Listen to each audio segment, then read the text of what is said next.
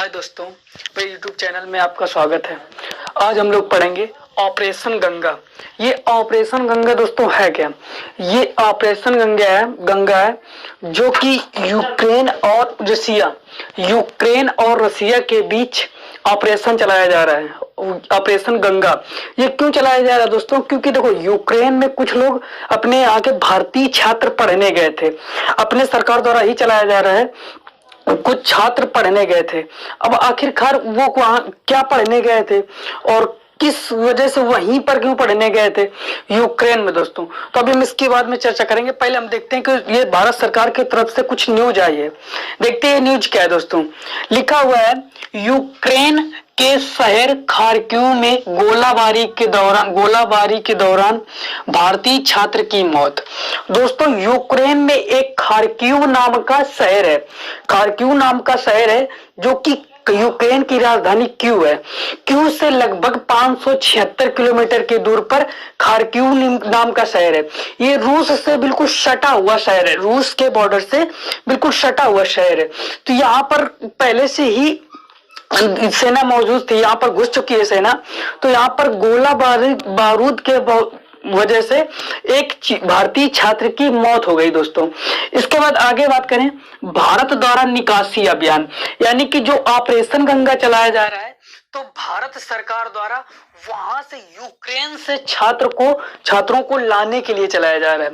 आगे दोस्तों हम लोग पढ़ेंगे, लगभग 8000 भारतीय छात्र नागरिक अभी भी कई युद्धरत इलाकों में मौजूद हैं।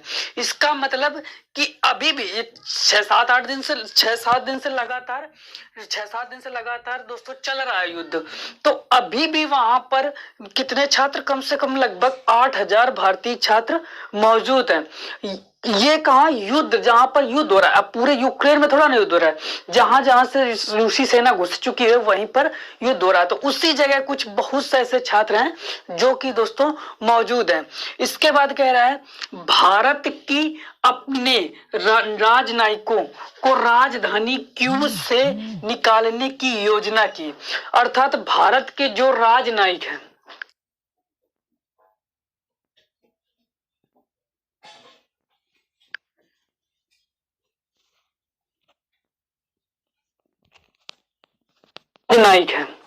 जो राजनयिक हैं, तो ये यूक्रेन से जितने भी भारतीय छात्र हैं तो निकालने की योजना बना रहे दोस्तों। तो आगे बात करें, यूक्रेन और रूस के राजनयिकों से भारतीयों को सुरक्षित निकालने की भारत की मांग। मतलब भारत की मांग है कि यूक्रेन और रूस के, मतलब यूक्रेन से भी भारत बोल रहा है और रूस के राजनयिकों से भी बोल रहा है कि जो मेरे भारतीय छात्र हैं उनको हमको चाहिए, वो मतलब हमारे वो छात्र भेज दीजिए मेरे पास। इसके बाद कह रहा है, देखो, मेडिकल की पढ़ाई के लिए भारतीय छात्र वहां पर गए थे। जितने भी छात्र गए थे ज्यादातर मेडिकल की पढ़ाई के लिए गए थे दोस्तों। ये है फिलहाल जो भारत सरकार की न्यूज है। अब इसके बाद हम लोग बात करते हैं कि ऑपरेशन, मतलब वहां पर जो भी छात्र हैं वहां गए क्यों। बताया जा रहा है आंकड़े के हिसाब से लगभग 18-20 हजार लड़के वहां छात्र जितने भी हैं, जो भी हैं, तो मेडिकल की पढ़ाई करने जाते हैं। अब दोस्तों मेडिकल की पढ़ाई क्यों करने जाते हैं, यहाँ पर क्यों नहीं करते? वहां ये होता है कि अपने देश में है दोस्तों कि पहले अगर हमें मेडिकल की पढ़ाई करनी है, यानी कि MBBS करना है, तो नीट क्वालिफाई करना होता है। नीट का एक एग्जाम होता है, इससे हमें क्वालिफाई करना होता है। अगर ये नहीं क्वालिफाई कर पाते तो बहुत ज्यादा डोनेशन फीस लगती है। डोनेशन और फीस मिलाकर के अगर जोड़ें तो बताया जाता है आंकड़ों के हिसाब से कि लगभग भारत में 80 लाख से 90 लाख के करीब लग जाता है। 80 लाख से 90 लाख के करीब पैसा लग जाता है।